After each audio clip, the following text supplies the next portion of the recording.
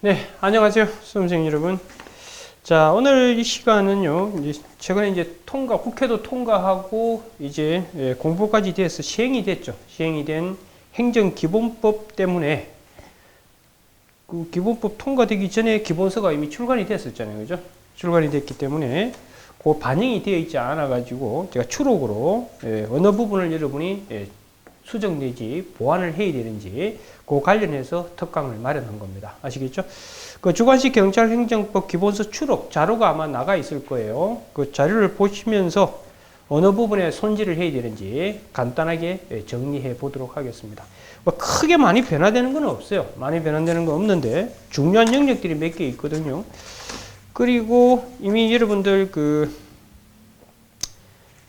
행정기본법의 기본 내용도 제가 아마 자리에 올려놨을 텐데, 그거 보면 그 여러분들 그 바로 시행되는 것도 있고요. 그 다음 2년 후에 시행되는 것도 있고 해요. 그래서 2년 후에 시행되고 하는 것은 이번에 제가 반영하지 않았어요. 어차피 앞뒤 그는 시행되지 않고 있기 때문에.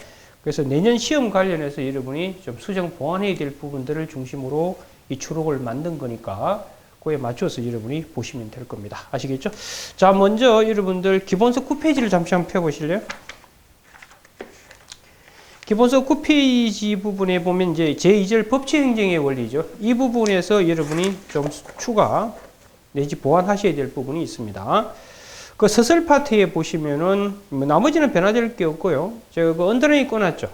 그 언더라인 보시면 행정기본법은 행정의 법원칙으로서 법치행정원칙을 명문화하고 있다고. 원래 법치행정이라는 건 헌법상의 법치국가 원리에서 들고 와서 행정에 써먹고 있는 거잖아요. 그죠? 근데 그걸 이제 이번 행정기본법에서 행정의 법원칙으로 아예 법치행정의 원칙을 명문화시켜 놨습니다. 그 부분만 좀 추가해서 집어 넣으시면 되고요. 그 다음 이제 그 행정기본법 8조에 보면 법률 우위하고 법률 유보도 같이 들어가 있죠. 그죠?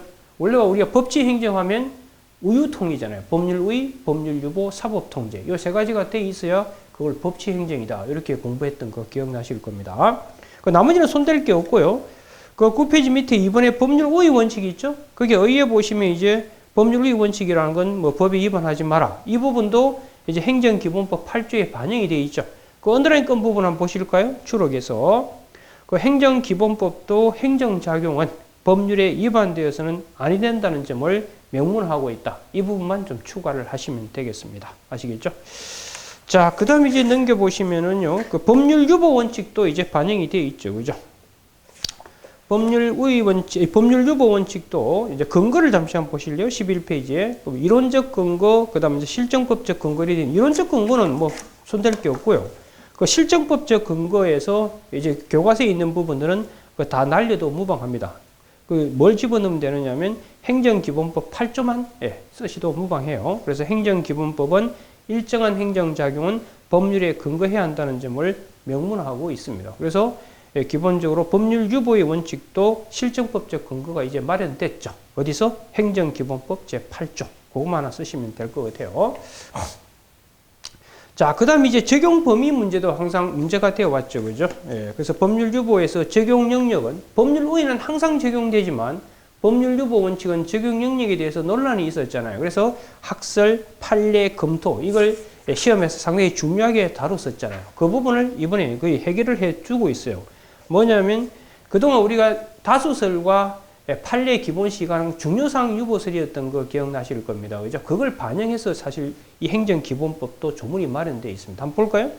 그 11페이지에 그게 쌍거로 5번의 적용 범위에서 그 지금 문제점 학설 판례 검토한 거 있죠? 이 부분은 다 날려버리시고 제 지금 추록에 있는 그거 2줄 정도만 쓰셔도 이제 무방해요. 그래서 국민의 권리를 제한하거나, 이게 권리 제한하는 거, 이런 게 일종의 침해 유보설을 반영하고 있는 거잖아요. 그 다음, 의무부가, 이게 바로 침익적인 분야일 땐 법에 근거해서 된다는 거고. 그 다음 보세요. 그 밖에 국민 생활에 중요한 영향, 이게 바로 중요사항 유보설을 반영하고 있는 거잖아요. 그죠? 그래서 그동안 학설 판례 논의되는 것을 그대로 법에 반영했다. 이렇게 보시면 돼요.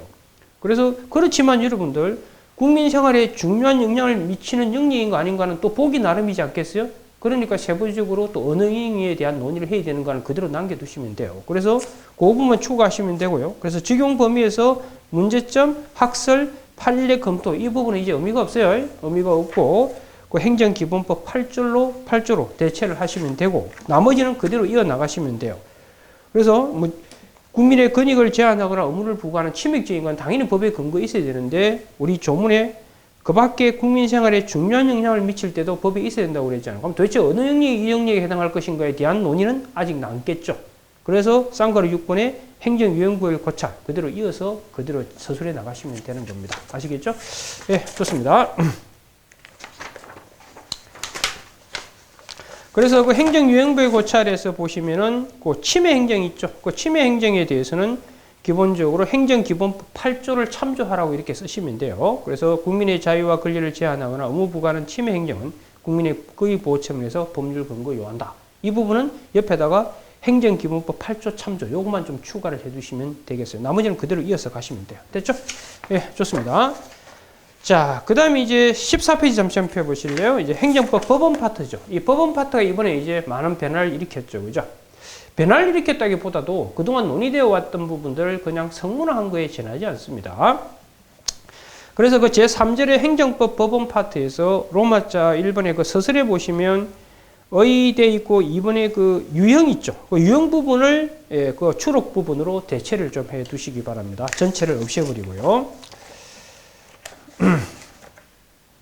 그래서 거기에 보시면 행정법의 법원은 크게 성문 형식, 불문 형식이 존재한다. 그래놓고 행정법의 성문 법원에는 뭐 헌법, 법률, 조약, 국제법규, 명령, 뭐 자치국회 등이 있고 불문 법원에는 이제 행정간섭법, 판례법 등이 있다. 이렇게 바꿔놨습니다. 그리고 이제 쌍거리 2번이 들어왔죠. 행정기본법은 특정한 헌법원리, 민법의 일반 규정 등에 근거하여 학설과 판례를 통해 정립된 행정법의 일반 원칙이죠. 이걸 명문화해서 행정의 일반 원칙으로 선언하고 있다는 거.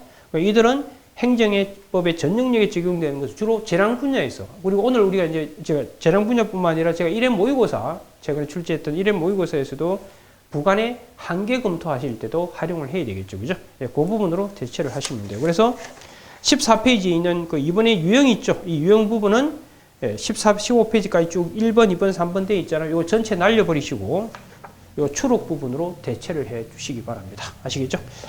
자, 그 다음에 이제 15페이지 오시면 그 비례의 원칙이 있죠. 이 비례의 원칙부터 해가지고 이제 이런 부당길부까지는 근거 파트를 행정기본법으로 좀 바꿔주시면 돼요. 그래서 그 법적 근거 부분 있죠. 이 근거 부분을 그냥 다 지워버리시고 추록으로 대체를 하시면 돼요. 그래서 비례의 원칙은 당연히 헌법상 원칙이에요. 헌법이기도 해요. 헌법이기도 한데 그동안은 이제 이 헌법상 원칙인 비례의 원칙을 헌법에서 들고 내와서 행정법의 일반 원칙으로 이렇게 불문법으로 활용했었잖아요. 그런데 그걸 이제 행정기본법 10조에서 명문화해서 행정의 일반 원칙으로 활용을 하고 있다는 점, 그 점을 제시를 하시면 됩니다. 아시겠죠? 예, 그것만 좀 추가하시면 되고요. 그 다음 결여 파트에서도 18페이지에 결여 파트에서도 그 결여에 보시면 거기 보면 비례의 원칙은 그 헌법상의 원칙으로서 일어났죠. 근데 그걸 이렇게 바꾸시라고. 비례의 원칙은 헌법적 원칙이며 행정의 일반 원칙으로서 이렇게 바꿔주시기 바랍니다. 그것만 추가하시면 돼요. 나머지는 그대로 이어서 가시면 되고요. 아시겠죠? 예, 좋습니다. 자, 그 다음 신뢰보호 원칙에서도 이 근거 부분만 좀 손을 대시면 돼요. 근거 부분에서 뭐 이론적 근거는 크게 문제될 게 없고요. 근데 이론적 근거에서도 이렇게 좀 살짝 바꿔주세요. 헌법상 법치국가의 한 내용인 법적 안정성을 드는 견해가 통설이자 판례 입장. 이 부분만 좀 남겨두시라고요. 남겨두시고 실정법적 근거 부분은 이 추록으로 아예 대체를 하시기 바랍니다. 그래서 행정기본법 제12조에서 행정의 일반 원칙으로 신뢰보호 원칙을 명문화하고 있다라는 거. 제가 이 언더라인 건 부분들이 있죠. 그 부분 전체를 갖고 이렇게 기본서 부분을 대체를 하시면 됩니다. 아시겠죠? 예, 그 정도만 고치시면 되고요. 그 다음 이제 한계 부분에서 미래의 원칙, 신뢰보호 한계 부분에서 21페이지 잠시만 펴보실래요? 21페이지에 보시면 그 행정의 법률 적합성 원칙과의 관계하고 3번의 한계 있죠. 3번 한계, 그 다음 싼 걸 1번에 행정의 법률 적합성 원칙과의 관계, 그 사이에다가 제가 언더라인 건 부분이 있죠. 추록에. 그 부분을 좀 삽입을 하시면 돼요. 그 행정기본법 12조에 보면 신뢰보호의 한계 부분이 반영되어 있다고요. 그래서 행정기본법은 공익 또는 제3자의 이익을 현저히 할 우려가 있는 경우에는 신뢰보호 원칙의 적용을 제한하고 있는 바, 그냥 쓰시고, 그 다음 실내보호의 원칙의 구체적 한계는 다음과 같아 해서 그 다음부터 쭉 같이 내려가시면 돼요. 아시겠죠? 그 다음 실권의 법리도 좀 변화가 됐어요. 그 실권의 법리가 어디서 들고 올 것인가를 그동안 논란이 있어 왔었잖아요. 그죠? 이게 이제 민법상의 그 신의 측에서 들고 오는지 아니면 실내보호 원칙에서 들고 오는지 논란이 있어 왔었습니다만 이번 행정기본법에서는 이 실권의 법리를 실내보호 원칙의 한 내용으로 규정을 하고 있습니다. 12조 2항에서. 그 부분을 좀 추가를 하셔야 될 겁니다. 그래서 실권의 법리에서 의 부분도 좀 수정을 하셔야 돼요. 그 의 부분도 제가 행정기본법에 맞춰가지고 수정을 한 거거든요. 그래서 의를 다 날려버리고 기본서는 그 추록 부분, 언더라인 끄는 부분이 있죠. 그 부분을 가지고 대체를 하시기 바랍니다. 아시겠죠? 그 다음 근거 부분도 추록 부분으로 대체를 하세요. 그래서 근거 부분에서 그동안 뭐 판례는 그 신의 측에서 파생된 것으로 봤고, 그 다음 우리 학자들은 뭐 실내보호나 이런 데서 들고 왔습니다만, 행정기본법이 정리를 했어요. 그죠? 12조 2항에서 실내보호 원칙의 한 내용으로 실권의 법리를 규정하고 있습니다. 아시겠죠? 그렇게 대체를 하시기 바랍니다. 자, 그 다음에 이제 평등원칙에 오셔가지고요. 평등원칙도 이번 행정기본법의 행정의 법원칙으로 집어넣어놨죠. 그래서 그 근거 부분만 좀 수정을 하시면 돼요. 그 근거 다 없애버리고 기본서는요. 그 추록 부분으로 아예 전체를 대체하시면 돼요. 그래서 평등의 원칙은 이것도 당연히 헌법 원칙은 맞죠.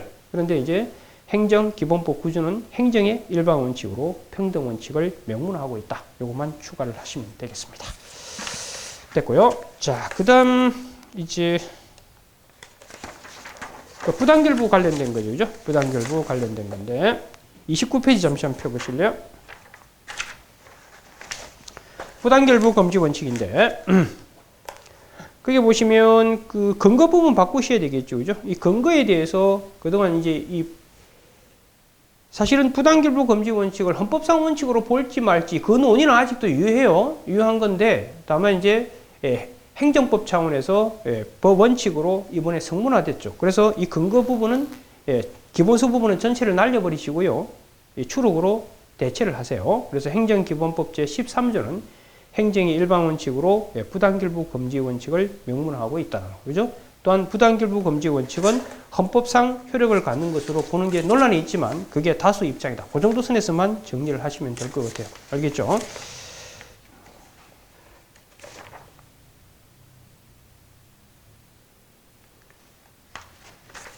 자, 그 정도 하시면 되고요. 그 다음 결합 파트에서도 약간 수정을 하셔야 될 것 같아요. 뒤로 넘겨보시면 결합 파트에서는 그 결합 파트도 그 교과서 기본서는 그냥 없애버리시고요. 이 추록 부분으로 대체를 하세요.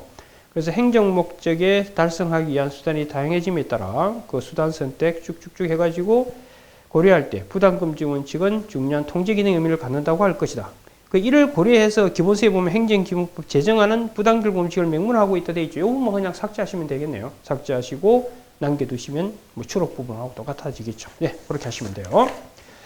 자, 그 다음에 이제 어디를 오시느냐면은 그 기본서 42페이지 한번 펴보실래요? 여기 이제 행정법 관계에 대한 사법 규정의 적용 문제죠. 이제 행정법 관계에 적용할 공법의 헌길이 있을 때 그 사법 규정을 어떻게 적용할 것인가. 이게 이제 명문의 규정이 있으면 그냥 그대로 적용하면 되는데 명문의 규정이 없을 때 어떻게 해결할 것인가가 논란이 되어 왔던 거 기억나실 텐데 이번에 그 특히 기간 계산, 법 기술적 규정 관련해서 행정기본법에서 그 제6조죠. 행정에 관한 기간 계산에서 이제 행정법에 없는 건 민법으로 해결하도록 들어와 있는 규정이 있죠. 그것만 하나 추가하시면 돼요, 실질적으로. 그리고 서술 파트도 약간 손을 봐야 돼요. 그동안은 이제 행정법에 관한 통칙적 규정, 즉 쉽게 말해서 일반법에 해당할 수 있는 규정이 아예 없었죠. 그러다가 이번에 일반법적 성격을 갖는 행정기본법이 들어왔잖아요. 그 부분을 살짝 터치하셔야 되거든요. 그래서 서술 부분은 다 없애버리시고 그 추록에 있는 내용으로 대체를 하시면 되겠습니다. 보시면 그 행정의 원칙과 기본사항을 규정한 행정기본법이 제정되었지만 이렇게 바꾸시고 그래서 구체적인 경우에 적용할 교류가 있는 제정되었다 하더라도 다 메이크업 되는 게 아니잖아요. 그죠? 여전히 헌길이 발생할 수 있다는 점을 제시하시라고요. 아시겠죠? 그래서 그 다음은 뭐 기존에 있던 내용을 그대로 옮겨놓은 거니까 그대로 보시면 될 겁니다. 그래서 어쨌든 이 서술 부분은 요 추록 부분으로 대체를 하시기 바랍니다. 아시겠죠? 그 다음에 이제 그 로마체 2번에 보시면 행정법 관계에 대한 사법 규정의 적용이 있죠. 42페이지에서 준용 규정이 있는 경우 거기에다가 행정기본법 제6조를 여러분들이 추가하시면 되겠어요. 아시겠죠? 그것만 집어넣으면 돼요. 그 다음에 이제 로마자 3번에 사법 규정에 적용한 게 있죠. 이 부분도 제가 약간 손을 봤습니다.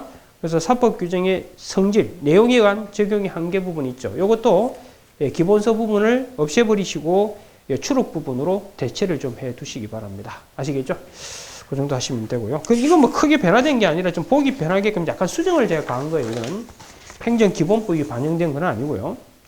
그 다음에 이번에 그 행정법 관계 성질에 관한 작용한 게 있죠. 이것도 기본적으로 특히 권력관계 경우된 부분이 있죠. 그건 기본서 부분을 요 추록 부분으로 대체를 해 두시면 되겠습니다. 됐나요? 네, 좋습니다. 그리고 결의 파트도 좀 바꾸세요. 그 44페이지에 결의 파트. 그래서 행정법 관계에 적용할 입법의 공백에 대해서 현 상태에서는 사법 규정의 추징을 통해 해결하는 것이 타당하지만 궁극적으로는 지속적인 입법 보완이 무엇보다 요구된다 할 것까지만 그렇게 언급을 하시라고요. 아시겠죠? 예, 됐어요. 자, 그 다음에 이제 재량 파트로 넘어갈게요. 110페이지 한번 펴보시기 바랍니다.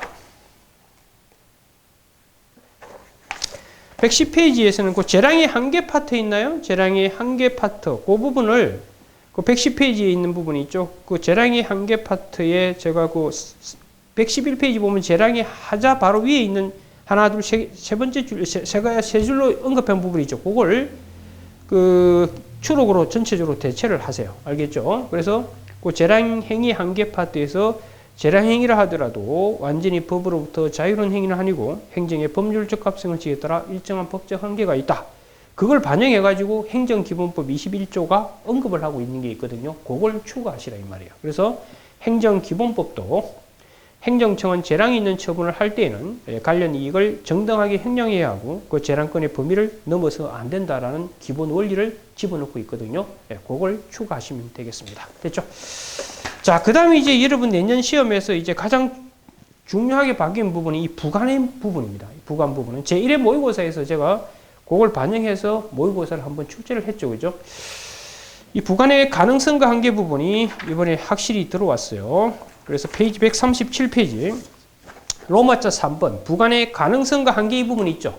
그래서 페이지 137페이지부터 139페이지까지 이 부분은 이 추록으로 완전 대체하시기 바랍니다. 아시겠죠? 그래서 그동안 부관의 가능성, 즉 성립상 한계에서 뭐 기소행위에 부관을 붙일 수 있는지 뭐 재량행위는 되는지 안 되는지 논란이 쭉 있어 왔었잖아요. 그걸 이번 행정기본법이 종지부를 찍었어요. 그래서 보시면요.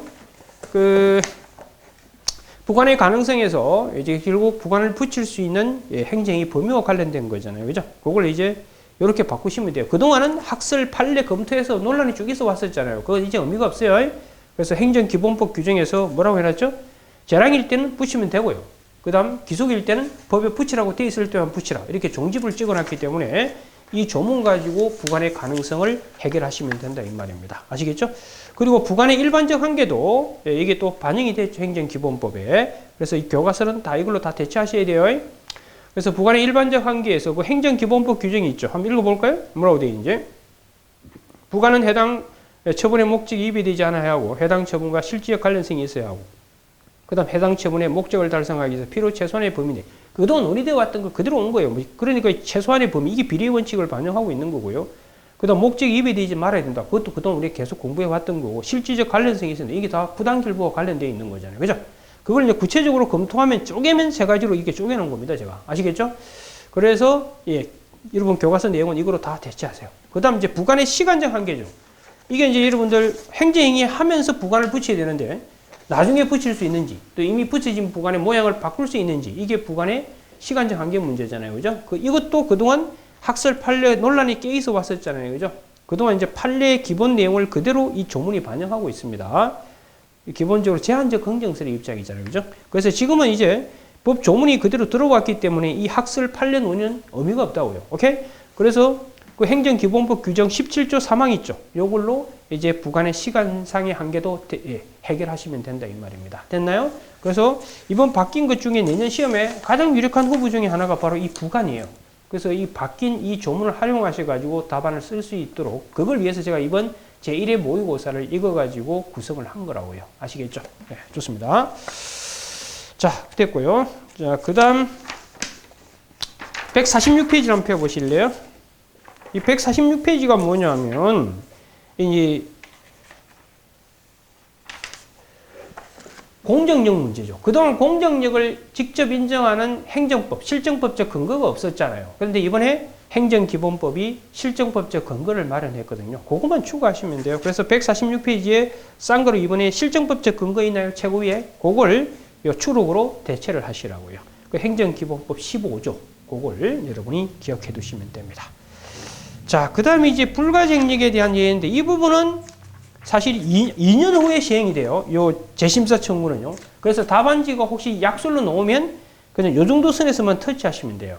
행정기본법에 들어와 있다 정도만 하시고 그 안에 있는 세부적 내용은 언급할 필요가 없어요. 왜? 아직 2년 후에 시행되도록 부칙에 나와 있기 때문에. 그래서 거기에 보시면 우리가 불가쟁력이 생기면 더 이상 번복을 못하지만 그걸 한 번 더 바꿀 기회를 터주는 것이 재심사 청구인데 그동안 조문이 없었거든요. 그게 이제 행정기본법 37조에 반영이 됐다고요. 근데 이건 여러분 시험에는 적용이 안 돼요. 2년 후에 시행된다고요. 이거는요. 그렇기 때문에 자세하게 언급할 필요 없거든요. 이게 들어와 있다는 것만 답안에 제시하시라고요. 만약 약술 문제로 나온다면. 아시겠죠? 그거 153페이지에 그 쌍고리 7번의 불가쟁력에 대한 예외 있죠. 그 동그라미 1번의 재심사 청구 부분 있죠. 이 부분을 추록으로 좀 변경을 시켜주시면 되겠습니다. 됐나요? 좋습니다.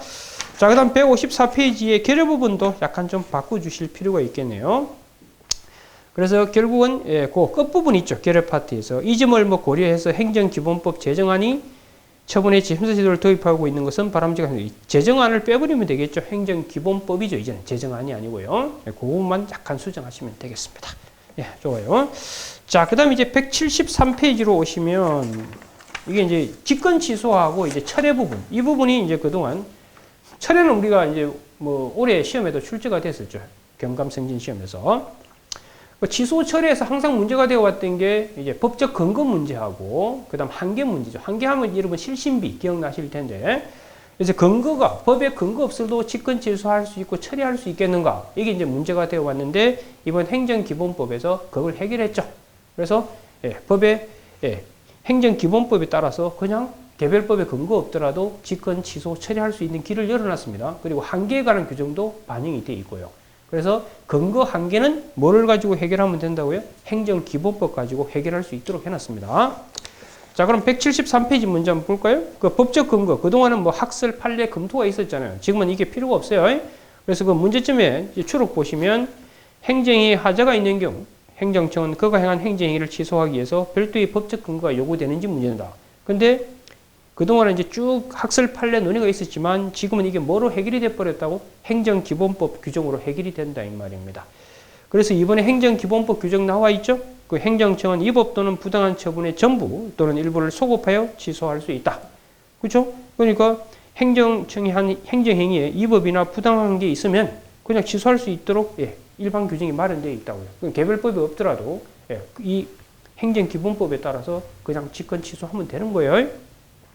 다만 당사자의 신뢰를 보호가 가치가 있는 등 정당한 사유가 있는 경우에는 장래를 향하여 취소할 수 있다. 원래 취소는 소급이 원칙이지만 특히 수익적 행위를 직권 취소했을 때는 누구 보호 차원에서 상대방 보호 차원에서 장래로 갈 수 있다. 기본현에 다 배우셨잖아요. 그걸 조문에 그대로 반영하고 있는 거예요. 아시겠죠? 자, 됐고요. 그 다음 한계 부분이 있죠. 그 직권 취소의 한계 부분도 행정기본법으로 이제 여러분들이 해결하시면 됩니다. 그래서 침익적 행정행위는 별 문제될 게 없고요. 항상 직권 취소의 주 대상은 수익적 행정행위잖아요. 그래서 이번에 수익적 행정의 경우 있죠. 175페이지. 이 부분을 요 추록으로 좀 대체를 하시면 됩니다. 아시겠죠? 그래서 수익적 행정의 경우에 그 행정기본법 18조 2항에서 그 한계에 대한 일반론을 언급을 하고 있다고요. 그래서 직권 취소로 인하여 당사자가 있게 될 불이익을 취소로 달성되는 공익과 비교 형량에서. 그렇죠? 당연히 그동안 했던 걸 그대로 법 조문화 시키는 겁니다. 다만 거짓이나 뭐 부당 이런 경우는 상대방 보호할 가치가 없잖아요. 신뢰를 보호할 필요가 없기 때문에 그때는 이럴 필요가 없겠죠. 그죠? 그래서 구체적인 제한서 실신비 기억나요? 이건 그대로 활용하시면 되는 거라고요.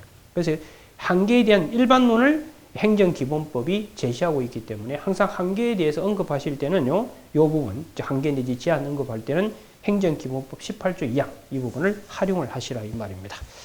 자, 그 다음 취소의 효과죠. 취소 효과 부분은 176페이지, 그죠? 176페이지에 보시면은 소고표와 장려 이 부분도 방금 조문 활용해서 활용하시면 돼요. 행정기본 18조 1항에서 아까 그 기본적으로 소급하는 게 기본인데 그 신뢰 보호할 필요가 있는 경우 장려가 될 수 있다고 조문이 나와 있었잖아요. 그걸 좀 활용하시라 이 말입니다. 그래서 그 소고표와 장려 부분은 이 부분을 좀 추가해서 책을 완성을 하시라 이 말이에요. 됐나요? 좋습니다. 그 다음에 이제 그 취소 효과죠. 철회로 넘어갑시다. 철회도 똑같아요. 아까 방금 직권 취소와 마찬가지로 법적 근거와 그 다음 철회 사유 이 부분은 행정기본법으로 대체하시면 돼요. 그동안 철회의 법적 근거가 요구되는 것에 대한 첨예한 대립이 있어 왔었잖아요.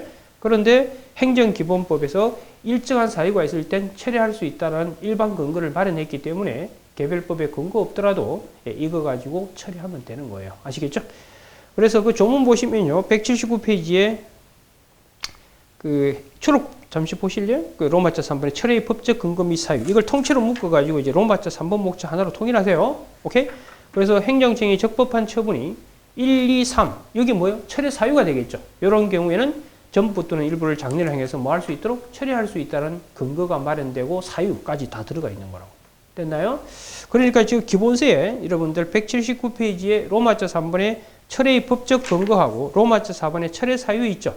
이걸 통째로 묶어가지고 뭘로 대체하시라고요? 추록으로 대체하시면 되는 겁니다. 이해가 되셨나요? 네, 좋습니다. 그 다음 철회 제한도 똑같아요. 아까 직권 취소 제한과 유사해요. 그 철회 제한도 이번에 수익적 행정행위 경우 있죠. 이건 행정기본법 19조 2항 가지고 대체를 하시면 돼요. 됐나요? 네, 그렇게 하시면 돼요.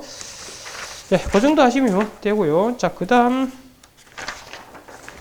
철회 효과도 마찬가지입니다. 철회 효과도 장래로 발생하도록 조문에 나와 있죠. 행정기본법에.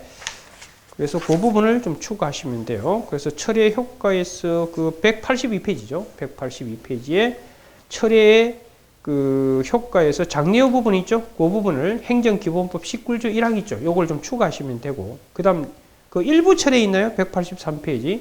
그 일부 철회가 가능하다는 것을 행정기본법 19조에서 아예 집어넣고 있습니다. 그러니까 그 부분만 좀 추가해서 언급을 하시면 돼요. 나머지는 별 손댈 게 없습니다. 됐나요? 자, 그 다음에 이제 여러분들이 그 기타 행위 형식에서 기본적으로 뭐에 대한 규정이 들어왔느냐 하면 공법상 계약. 계약이 들어왔기 때문에 여러분 내년 시험에서 약술 문제로 공법상 계약도 좀 생각을 해 두셔야 될 겁니다. 이 공법상 계약 같은 경우에도 법적 근거가 있어야만, 개별법의 근거 있어야만 공법상 계약이 체결 가능한가에 대한 논란이 있어 왔는데 그 부분에 대한 종지부를 찍었어요. 행정기본법이. 그래서 그 행정기본법 규정을 좀 추가하시면 돼요. 법적 근거 부분. 그래서 196페이지와 197페이지에 거쳐 있는 이 법적 근거 부분 있죠. 이 근거 부분은 한 개도 마찬가지고요. 이건 추록으로 대체를 하시기 바랍니다. 그래서 법적 근거의 문제점, 그 다음 행정기본법 규정을 그냥 언급하시면 돼요. 그래서 행정청은 법령 등을 위반하지 아니하는 분, 이게 법률 우위죠. 법률 우위는 항상 적용되는 거니까 행정 목적 달성하기 위해서 필요한 경우 공무상 계약 체결할 수 있다고 되어 있어요. 그리고 개별법에 근거 없더라도 이 행정기본법에 의해서 공무상 계약은 체결이 가능하겠죠. 그리고 한계도 당연히 아까 우리 18조 행정기본법 27조에서 당연히 법령에 위반되지 아니하는 범위에서 하라고 되어 있죠. 이런 말이 없더라도 법률 우위는 항상 적용되는 거잖아요. 그죠? 그렇지만 행정기본법 27조 참조라는 이걸 좀 추가를 해주시면 더 있어 보이는 답안이 되겠죠. 네, 그렇게 하시면 돼요. 그 다음에 이제 제 기본세는 안 들어가 있는데 하나 더 추가하셔야 될 게 있어요. 행정기본법 상에 그 공무상 계약 체결 방법이 들어와 있거든요. 그걸 이제 로마자 4번 하시고 나머지 목차는 하나씩 밀려 내려가면 되겠죠. 그죠? 공무상 계약의 체결 방법 있죠. 그걸 좀 추가하시면 돼요. 그래서 행정청은 공무상 계약을 체결하는 경우 계약의 목적, 내용, 명확히 적은 계약서 작성하는 형태로 공무상 계약을 체결하도록 이게 들어가 있습니다. 그걸 목차를 하나 더 추가해 주시면 되겠습니다. 됐나요? 예, 좋아요. 그래서 공무상 계약은 내년에 약술 문제로도 충분히 유력하니까 여러분이 잘 정리를 하시기 바랍니다. 자, 그 다음 210페이지로 한번 넘어가 볼까요?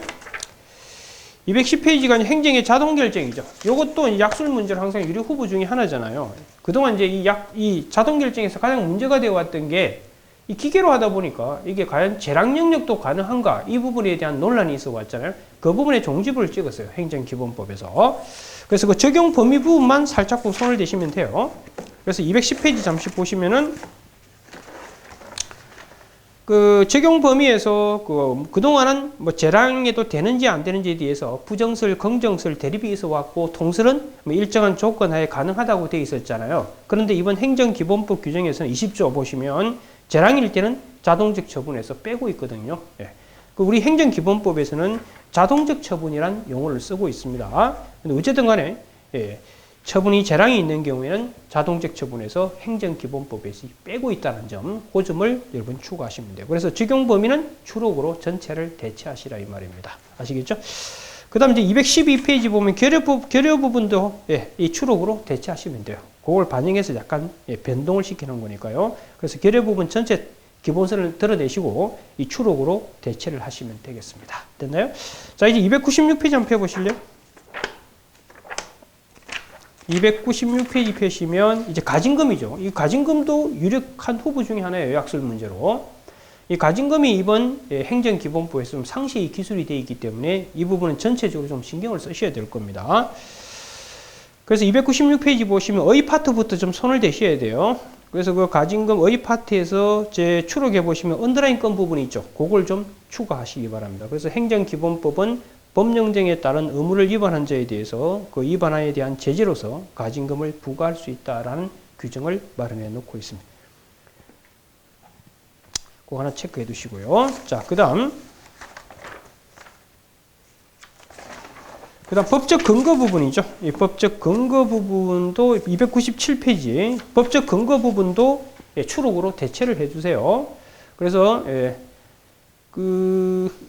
기본적으로는 행정기본법에서 가징금 관련해서 기본적인 원칙이 마련되어 있다는 점, 그 점만 좀 추가해서 집어넣으시면 되겠네요.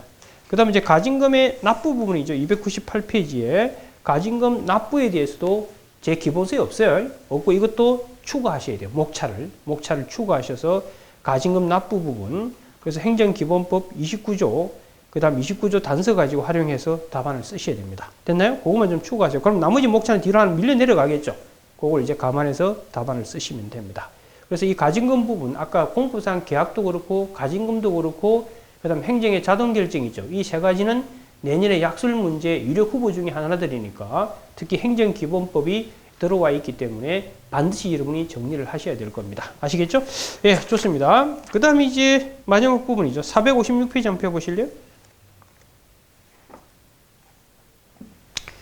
456페이지가 이제 경찰권 발동의 한계와 관련해서 경찰법의 일반원칙상의 한계 부분이 있죠. 그 부분에서 경찰 비례 원칙 부분하고 456페이지 경찰 평등 원칙 이 부분에 대해서는 행정기본법 10조 그 다음 구조가 구조에 반영되어 있다는 것만 터치만 해주시면 돼요. 아시겠죠? 뭐 특별한 건 없고요. 그래서 그 추록에 보시면 언더라인 한 부분이 있죠. 그 부분만 기본서에다가 반영을 하시면 무난하실 것 같아요. 됐나요? 자, 이 정도 선이 아마 내년 여러분 시험 준비하실 때 행정기본법에 만들어져 있는 기본 내용이 여러분 시험에 반영될 것 같다는 생각이 들어요. 아시겠죠? 나머지 부분은 신경 쓸 필요 없고요.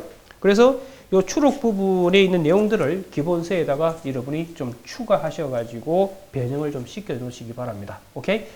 그리고 나중에 이제 여러분들 결국 이제 또 약술 모의고사도 치게 될 것이고 제가 딱 약술 특강도 하게 될 텐데 그때 또 다시 한 번 더 언급할 기회가 있게 될 겁니다. 됐나요? 예, 좋습니다. 자, 그러면 주관식 경찰행정법 기본서 추력 관련해서 행정기본법의 반영을 어떻게 해야 되는가 관련해서는 특강은 이것으로 마무리 짓도록 하겠습니다. 네, 수고했습니다.